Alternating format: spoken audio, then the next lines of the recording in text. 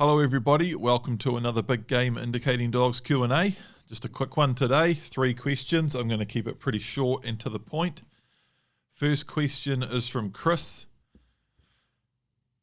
Hi mate, bit of an odd one for you. I've got myself a German Shepherd who is about 18 months old. I've trained it in obedience to walk by my side and out in front. I've also followed some of the blueprint on long lines and holding range, etc. I've been noticing lately that she's starting to show interest in wind-scenting kangaroos, foxes, etc. from the backyard. If I didn't know better, I would say she should have pointer in her, as when she wind-scents a roo, then sights it, she holds and looks at me for the next move. How should I incorporate the blueprint into my day-to-day training if one day I want to take her out for deer? So,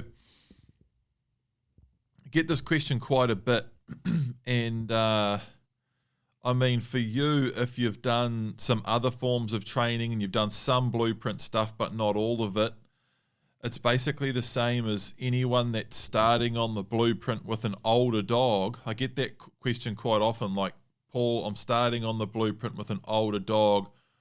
What part should I start? And they'll say, like, obviously I don't need to start at part 1 because my dog's not a puppy, so what part should I start at if my dog's, this old or X amount of months old?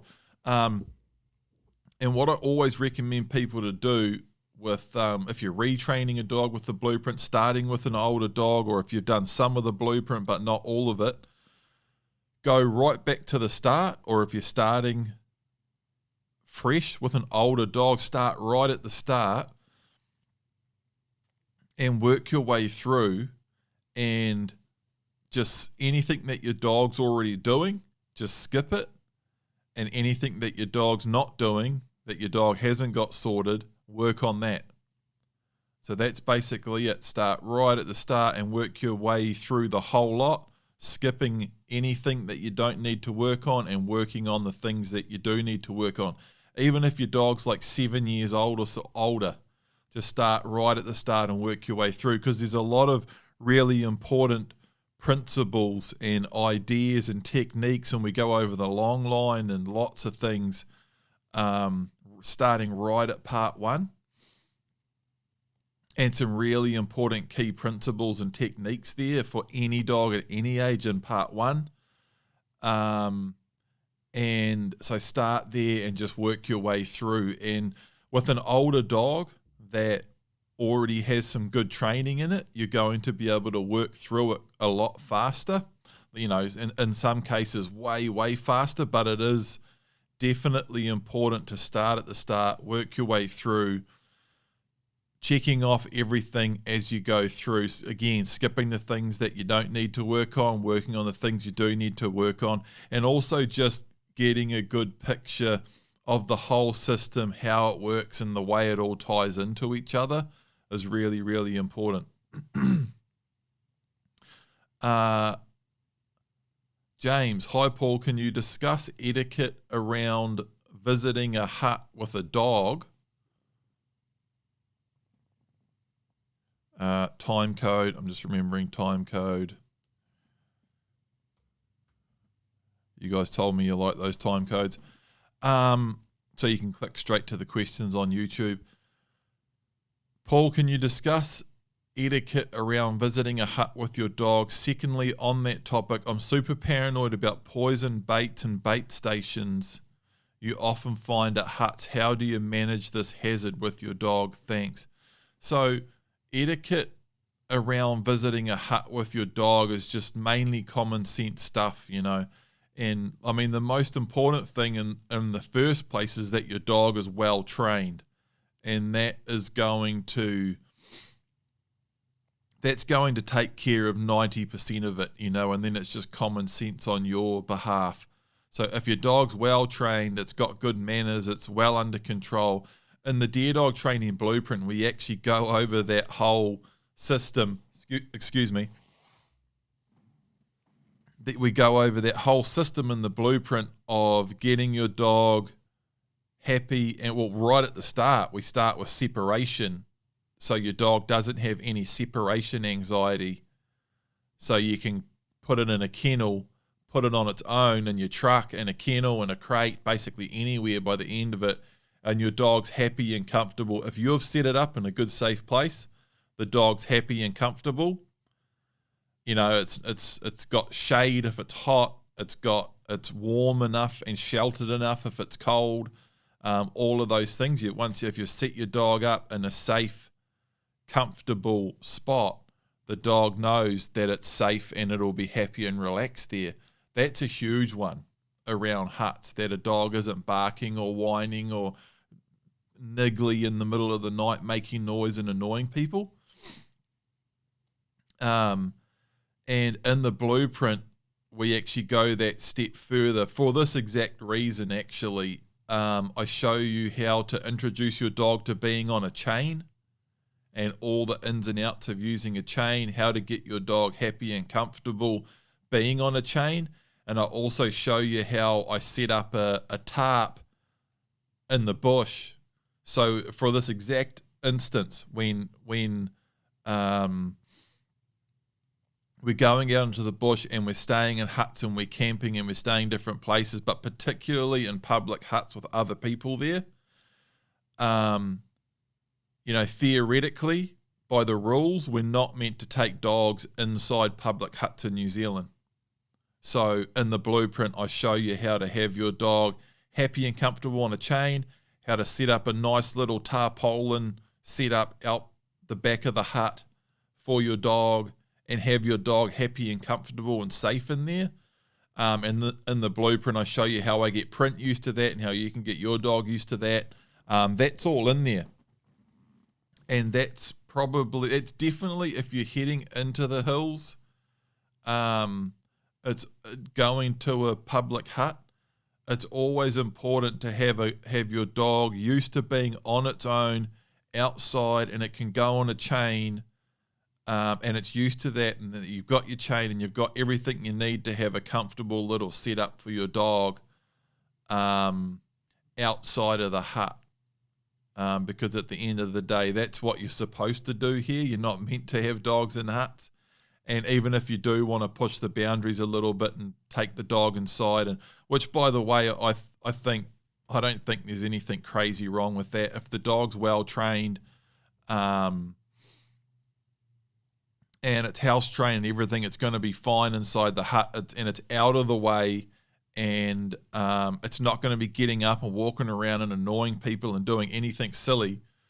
If it's crappy weather outside and all of that, and you can lay your jacket in a nice out of the way corner in the hut, and bring your dog inside and tell it to get on your bed, get on the jacket that you lay down. I have a on your bed command. Basically, anything I lay down for the dog, if I lay down a shirt, a jacket, a blanket, anything, and point at it and say on your bed, the dogs just jump straight on that, and they know once I lay something down and tell them to get on it, if they know that that's their spot in that area, whatever I've put on the ground, and any other time I just point at it and say on your bed, they know exactly what I mean, and they go over and jump straight on it. I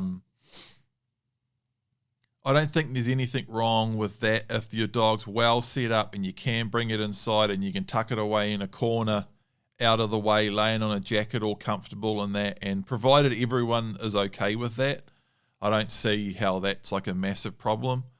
But you do have to be prepared to be able to keep your dog outside, and I think it's important for that. And probably one other thing that I've seen too a few times is just particularly when you're out hunting, and that is just be very mindful of your dog, that it's either warm enough if it's cold, that it's cool enough if it's hot, that it's got water and obviously food as well. But water's a real common one that I've seen people slip up on, and they're cruising around, the dog's missioning around, and they just haven't thought about water, and it's like, oh, when's your dog last had a drink?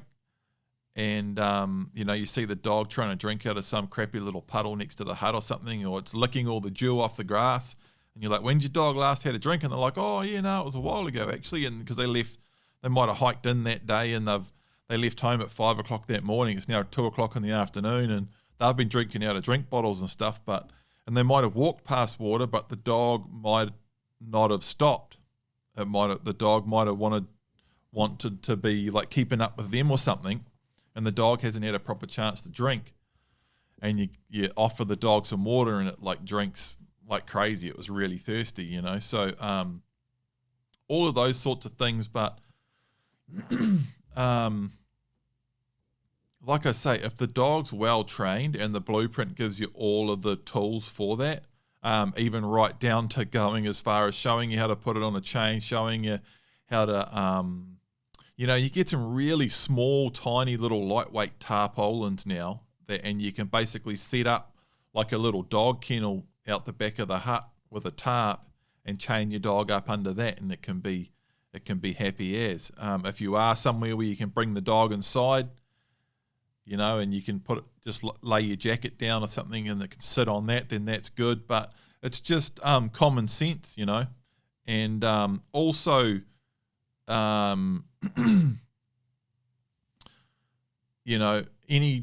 anytime you're out in the bush hunting, particularly with dogs, every hunter is a representative of all hunters. So it's really good and really important to put our best foot forward there, not annoy anyone, and be polite around huts, and when you meet other people and ask them, is it okay if I do this? Is it okay if my dog sleeps here?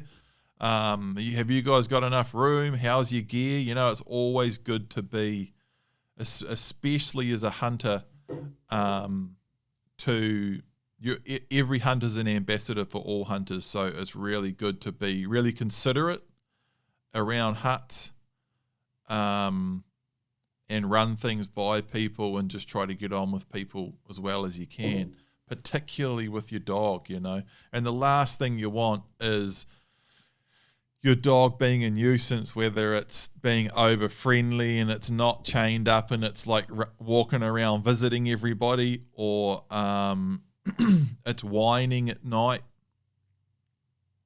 or fidgeting around and things like that. You don't want that.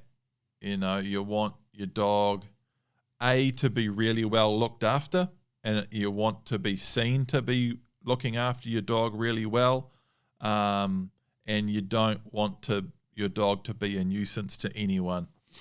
And again, that's a huge part of why it's so important to have a well-trained dog. Like, a huge part of training a good hunting dog is so that it hunts well and it's under control and all of that. But a huge part of that too, and there's loads of that in the blueprint, is just all of those life skills that you need in a dog, so it's practical, and not a nuisance, and it's happy and all of that. And that's all the kenneling, separation, that it's happy on a chain, happy in a kennel, has a good stop. You can tell it to sit down and stay and lay down, and it'll happily stay there, and all of those sorts of things. It's really important. The other question about poison baits and bait stations around huts. This is another time code, isn't it? It's a good point, and it's something that I'm always aware of, because I've been around huts a lot, and even back in the trapping days and that. And you often see, you often turn up to a hut and someone's written in the hut book, threw rat bait under the hut, and they'll write the date and stuff like that. Sort of, I don't know, they think it's good. And it's an interesting one, and I've actually talked about it on the podcast before. And, like, if you're going to set a possum trap on dockland, you need a permit, and it's quite a big drama. If you want to set 1080 on public, not 1080, sorry, if you want to use cyanide on public land to hunt possums for skins or fur, man, you need to like notify. It's a massive drama. You need to put signs up at all of the ends of the tracks and roads entering the bush. You need to, man, I can't remember what the hell it was, but you need to, who do you need to notify? You need to notify like the councils and I don't know, wanted to say it's like notify nearby schools or something. I've done it a couple of times back in the day. I had my cyanide license and did a bit. But man, it was a rigmarole. You had to like go around the district notifying all these people and fill out all this paperwork and like all the stuff to lay cyanide to kill possums. And fair enough too, you're putting poison in the bush. 1080, they put signs up everywhere. And they have to go through a big rigmarole for that. But then you get these people that don't do any of that, and they just biff a heap of rat bait around huts. And it's bloody dangerous. It's pretty gross in a lot of cases because and I mean I think it's probably borderline, if not completely illegal and against the rules. There's all of that other crap that you always have to do anytime you're using some sort of a toxin, any sort of poison. But it's a bit of a grey area and people are so blasé and willy-nilly with it. I mean, people, the way some people use rat bait and things around their homes, they're just so used to it. They look at it like it's freaking dishwashing liquid or something. I don't know. But people do go nuts with it around huts. And, they'll throw a heap of it under the hut when they leave. I've seen it all through the shelves and under the benches and stuff and all through rubbish and that, where I don't know if someone's laid rat bait inside the hut or the rats have brought it, taken it out of a bait station outside and transported it in, because rats will do that. They'll move rat bait around. They'll pick it up and like bury it all in their nest and stuff. I've seen it like pulling stuff apart in an old shed. I remember like pulling an old freezer out of a corner of a shed once, and there was a big rat's nest and there was all this hay and crap there. And there was like those big old school egg size, those egg sort of big pellets of rat bait. There's about 3 or 4 there and a dead rat, the old like mummified crusty dead rat, like in his nest with 3 or 4 big chunks of rat bait. So they'll collect it up, it takes them a while to die from it. And they'll cart it around and move it all over the place. So as soon as you throw a rat bait anywhere, in any environment, in one place, in a bait station, in anywhere, it can turn up anywhere. Especially anywhere around a building, they can move it and put it anywhere. And I've seen that a lot. I've seen all sorts of crazy stuff with rat bait around huts. I've seen, those cookie time buckets, those little buckets that you buy those cookie time cookies in. I've seen someone leave a bucket of that full of rat bait under the bench in a hut, and the rats chewed through it and just spread rat bait all through the hut. And there's just this half chewed up bucket of rat bait. The bucket was still half full, and there was all this rubbish and newspaper and all this crap all under the benches, as there often is in remote backcountry huts. And the rats had been nesting all through that and had carted all the rat bait all through that. So we just had to drag everything out and sweep it all up and like have a big fire and stuff. I've seen it over and over, like where there's just rat bait all over the frickin' place, in and around huts. And it's really dangerous, particularly with dogs. And it's brodifacoum, it's a gnarly poison. And and really toxic to dogs in very small doses. So it's a really good point. And like lots of dogs die every year in New Zealand from rat bait, from exactly that reason. From not so much and only in the bush around huts and that, but just around home. You know, people lay rat bait, and their dog eats it, and their dog dies. It's really horrible death for a dog too. And so I don't use rat bait at all around home. I haven't for years and years and years. I mean,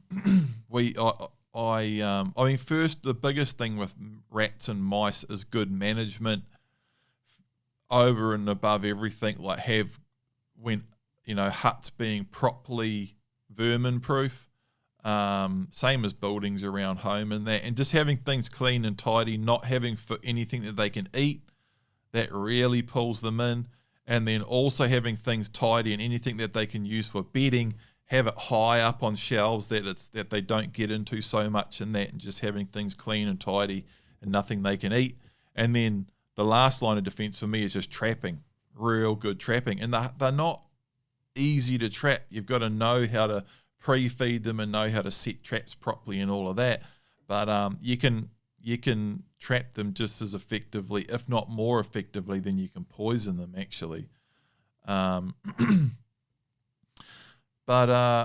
man, I am really paranoid and really careful with my dogs around huts because of rat bait and poison, and you just never know if or when it's going to be there because everyone's so bloody willy-nilly with it and blasé about it, you know. So I'm really careful with my dogs around huts, and that's why I've always got my chains and my dog chains, and I'd never really leave my dog just wandering around the hut. I don't turn up and just leave my dog wandering.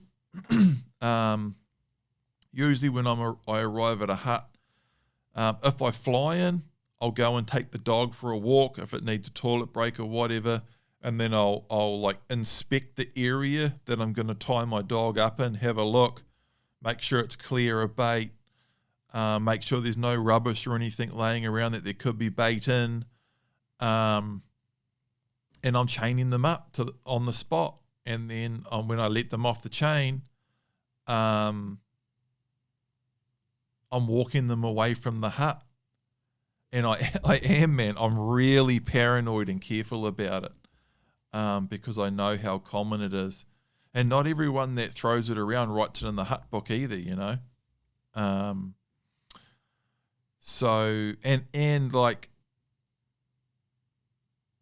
it's widespread enough, and I've seen it that much, and I'm that careful about it. It's a pain. It is a pain in the ass. It's a real pain in the ass. It really is. And yeah, so that's my answer to that, man. Like, what do I do? He says, I'm super paranoid about poison baits and bait stations you often find at huts. How do you manage this hazard with your dog? That's what I do, man. I just don't let my dog wander. Wherever I tie it up, I inspect the area really carefully, and I keep a really good eye on my dog. I don't let them wander around. Anytime they like start sniffing around under the water tank and under the steps and that, I'm like, get out of it. I'm real fussy with my dog scavenging and sniffing around, especially around huts. Also, anytime I'm around someone else's house as well, and they're like, oh, let your dog off, it's fine, you know, and or around buildings, cow sheds, farm buildings and stuff like that, always bloody careful. And I know people that have lost really good hunting dogs due to rat bait, and it just sucks. And it's silly because generally with rats, if the environment is such that they are there or they are arriving, using poison doesn't usually work. It's usually one of those things that I said earlier. It's if they're coming for a food source, it's making that food source rat proof. Whether it's, if it's dog biscuits or something like that that are stored in the wrong place and rats turn up, you can't just trap them or poison. They'll just keep coming. You've got to seal that food up. If they're getting into a building, you've got to make it rat proof. And also bedding's a big one. Bedding's a big one. Leaving everything clean and tidy, no food, no bedding, and preferably no way for them to get in. Frank. Now the time code. Frank, how do I get the dog to automatically come in behind me when I left the rifle? So my notes on this is, first of all, I wouldn't do that. Not even in Australia where you can't use suppressors. Yeah, I wouldn't do it, man, because what I would do instead is I just have a hand signal to get the dog in behind anyway. And you train that the same way you train any command, the same way you train any hand signal, the same way you change a command. It's the same way, and we go over introducing hand signals in the blueprint. We go over that whole big part on it. And prints all on full hand signals. Everything's totally silent if I want to. I've got my verbal commands for if he's not looking at me, and I've got all my hand signals too, including the heel. And to get him in at heel, I just point him behind me, and he knows. It's just I just point behind me, and he knows.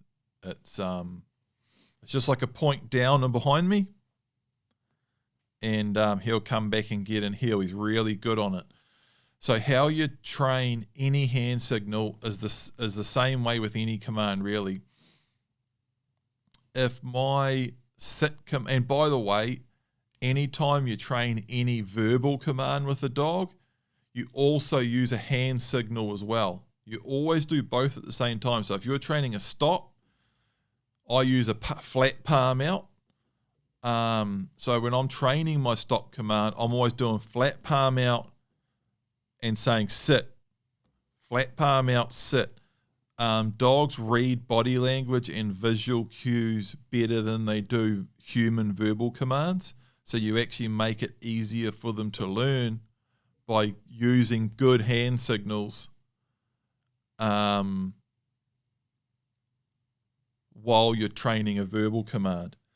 If you want to add a hand signal to a verbal command that you already have, it's the same as changing, say, a verbal command into, say, a whistle command. If I've got a recall command with Miko, like Miko come. If I want to put a whistle recall on her and she's already got a really good verbal recall to Miko come, and I want to change and I want to set up a whistle recall that's a whistle like this, then if I've already got Miko come and she responds to that, I just start doing this. Every time I give my Miko come command, and I'll train for this, I'll go out in a good low distraction environment to start off with and actually run drills on it, and I'll start going, Miko come, and then get her to come over, give a good girl, give her a pat and that, sit, tell her to sit, move away, Miko come. And by the way, my recall's got a hand signal too, which is patting my knee, and I can change that to whatever I want. And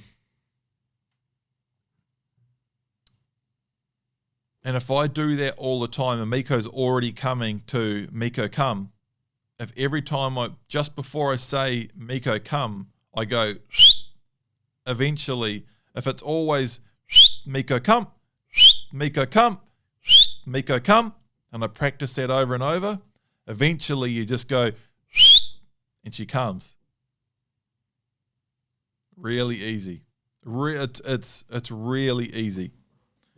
Once you have a really good command set up with the dog, whether it be hand signal or verbal,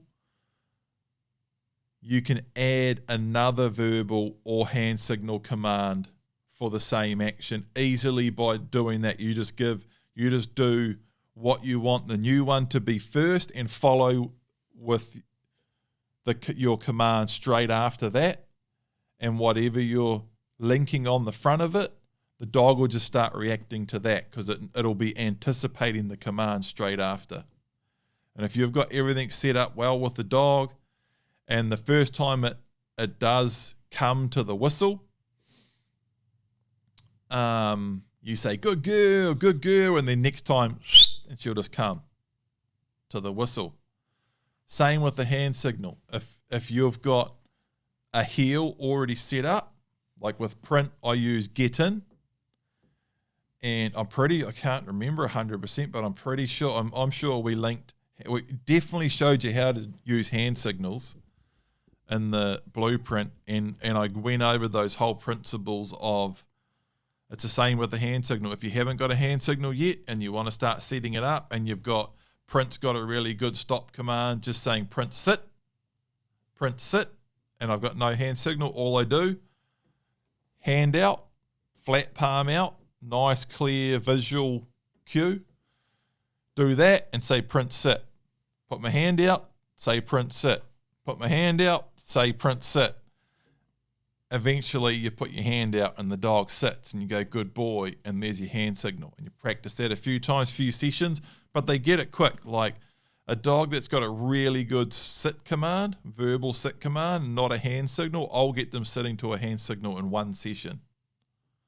I'll get them picking it up in one session. I want to do a few more to make sure it's solid, but they pick it up real quick.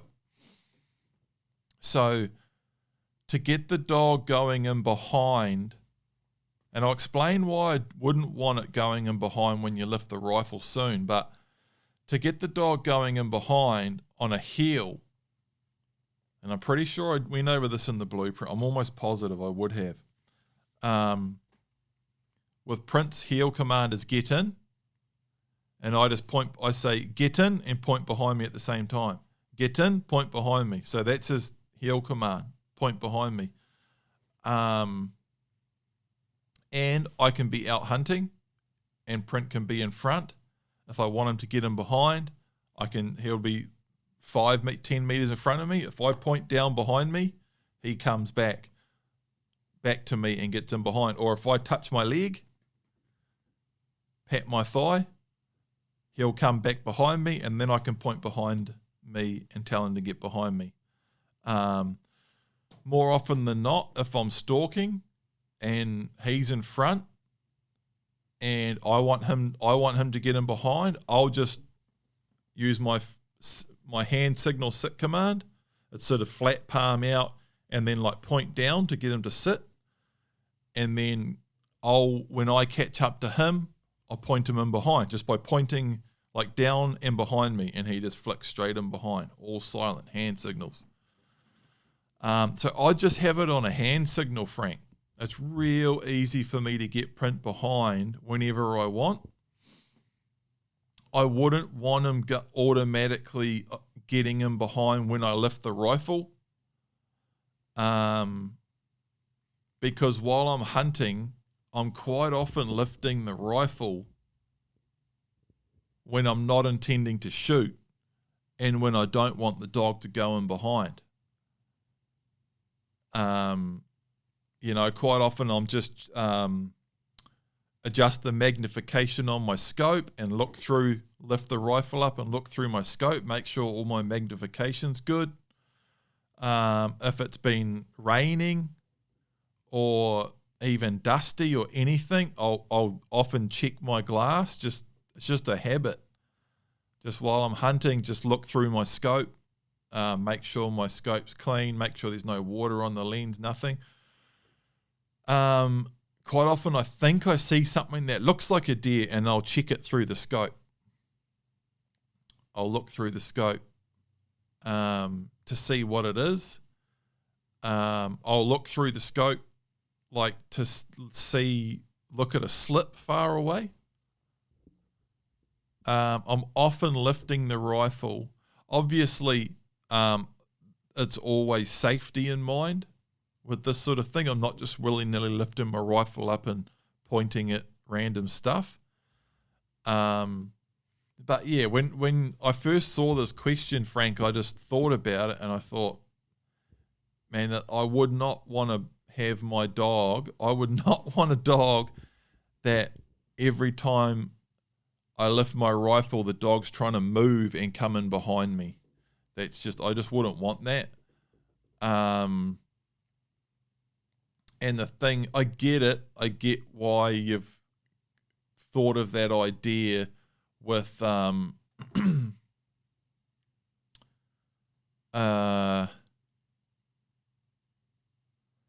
not being able to use suppressors in Australia, and so with how loud unsuppressed guns are, and it's hard on your dog's ears and all that sort of stuff. But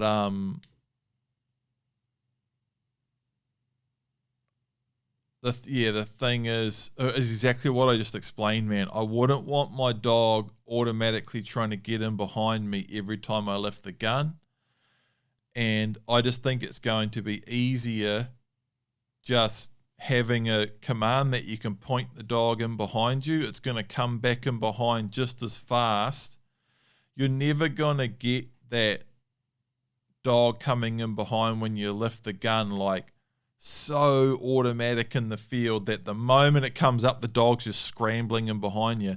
You're going to have to put so much pressure on the dog to do that and make it. Yeah, I just wouldn't do it.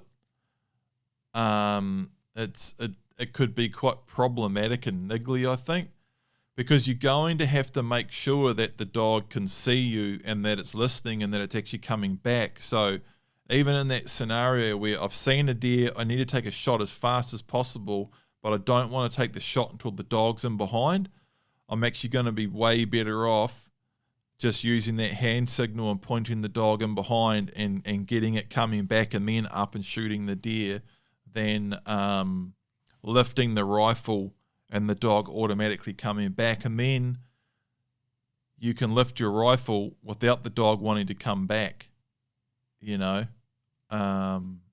Yeah, that's my answer to that, man. I hope that makes sense. Sweet, everybody. That's it. Like I said, just a quick one. I kept it sort of short, and we'll see you in the next one.